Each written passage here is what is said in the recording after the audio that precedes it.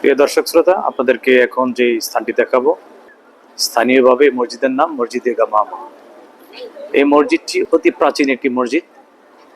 ইতিহাস থেকে জানা যায় পবিত্র এই মসজিদে আমাদের প্রিয় নবী রাসূলুল্লাহ পাক সাল্লাল্লাহু আলাইহি ওয়াসাল্লাম সাহাবায়ে কেরামদেরকে নিয়ে দুইবার ইমামতির সহিত জামাতের নামাজ আদায় করেছিলেন এবং সেটি বিশেষ দুটি কারণে সেখানে দোয়া করেছিলেন সাহাবাদেরকে নিয়ে। এটার সাথে মানুষের আসলে অনেক আবেগ জড়িয়ে আছে, মানুষের ভিতরে ঢুকে অনেকে নফল নামাজ আদায় করে, কিন্তু সেটা অবশ্য কোনো নিয়মের মধ্যে পড়ে না। ইচ্ছা অনুযায়ী মানুষ নফল নামাজ আদায় করে, কিন্তু সেখানে কোনো মানতের কিছু নেই যে নফল নামাজ আদায় করতে হবে, বিষয়টি এরকম নয়। এটা বাইরের অংশটা আপনাদেরকে দেখাবো। একটি মিনার আছে, বেশ কয়েকটি গম্বুজ আছে। আমি যদি ভিতরের একটু দৃশ্যটা আপনাদেরকে দেখাবার চেষ্টা করব।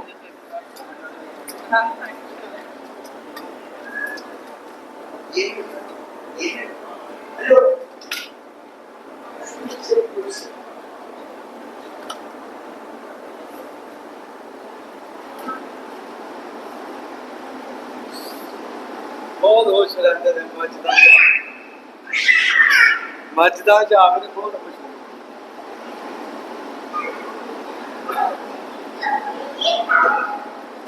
এটা পাঞ্জেগানা মসজিদ, এখানে কোনো জামাত হয় না।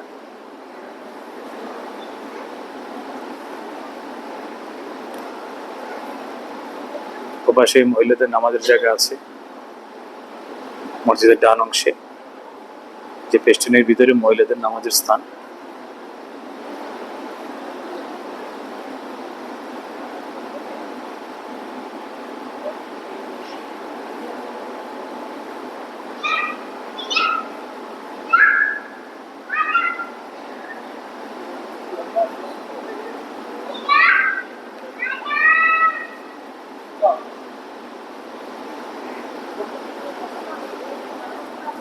প্রিয় দর্শক শ্রোতা, ডান পাশে কিছু গিফট শপ আছে, আতরের দোকান, তসবি, জায়নামাজ সহ আপনার প্রয়োজনীয় অনেক কিছু পেয়ে যাবেন এখানে।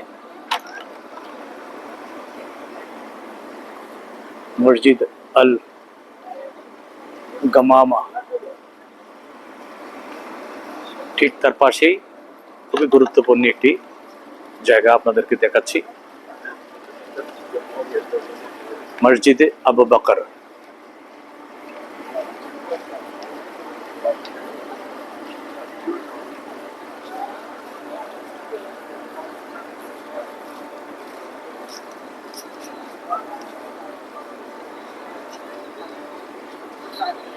মসজিদে আবু বকর আল সিদ্দিক রাদিয়াল্লাহু তাআলা আনহু।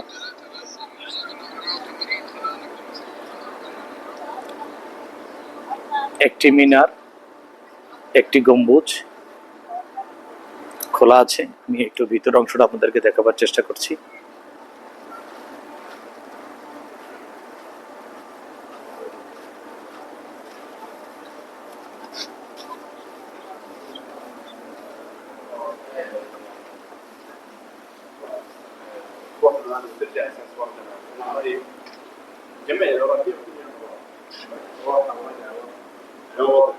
মসজিদে আবু বকর।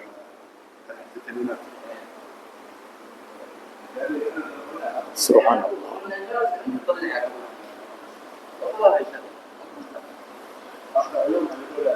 বিখ্যাত সাহাবী মসজিদ আবু বকর রাদিয়াল্লাহু তাআলা আনহুর মসজিদ।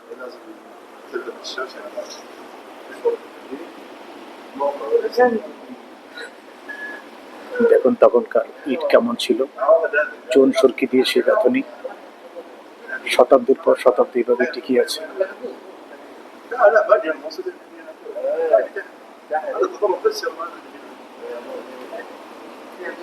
দেখতে পাচ্ছেন এটা